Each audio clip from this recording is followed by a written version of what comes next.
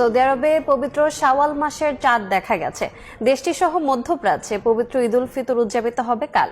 এ বিষয়ে বিস্তারিত জানাতে সরাসরি যোগ দিচ্ছেন সহকর্মী আরিফুর রহমান।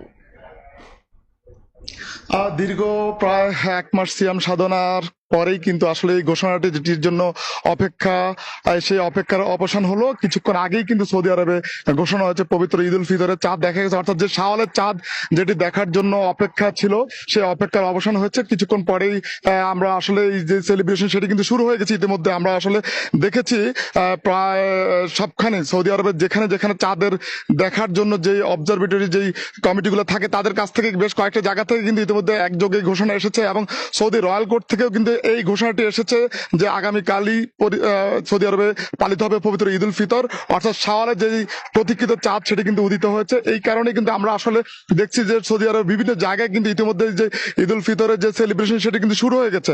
আমরা আসলে দেখি প্রতি বছর যেই ঈদের আগে কিন্তু বেশ আনন্দঘন একটি পরিবেশ থাকে, অর্থাৎ দীর্ঘ যে 30 দিনে যে সিয়াম সাধনা সেটি এই বছর কিন্তু একই ধরনের জল্পনা ছিল যে হয়তো আরো একটি রোজা বাড়তে হবে, কিন্তু সেটি হয়নি। অর্থাৎ এই বছরের রোজা ঠিক 29টি পালিত হওয়ার পরে কিন্তু অর্থাৎ আগামীকাল পবিত্র ঈদ উল ফিতর উদযাপন হবে সৌদি আরবে।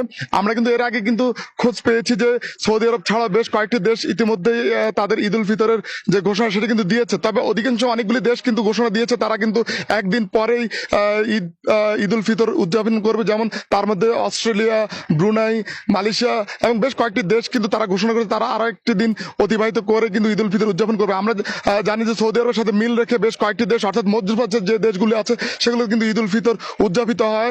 সেক্ষেত্রে বলা চলে কিন্তু সৌদি আরবের যে ঈদ উল ফিতরে যেহেতু চাঁদ দেখা গেছে, পাশাপাশি যে পার্শ্ববর্তী দেশগুলো সেগুলো থেকে কিন্তু আমরা খোঁজ নিচ্ছি এবং ঈদ উল ফিতরের যে ঘোষণা সেটা কিন্তু আসছে।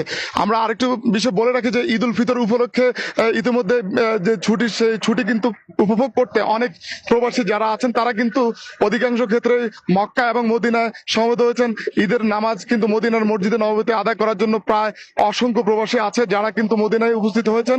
আমরা আরো দেখি যে আসলে এই ঈদ উল ফিতরকে উপলক্ষ করেই কিন্তু বিভিন্ন রকমের উৎসবের আমেজ তৈরি হয়। তো সব মিলে বলা চলে যে ঈদ উল ফিতর যে চাঁদ সেটা কিন্তু উদিত হওয়ার ফলে যে আনন্দের যে বার্তা সেটি কিন্তু এখন সবার মাঝে কিন্তু চলছে। তো এই ছিল পবিত্র ঈদ উল ফিতরের যে শাওয়ালের চাঁদ, সেই চাঁদ নিয়ে আমার কাছে সব শেষ। সরাসরি যুক্ত ছিলাম সৌদি আরবে।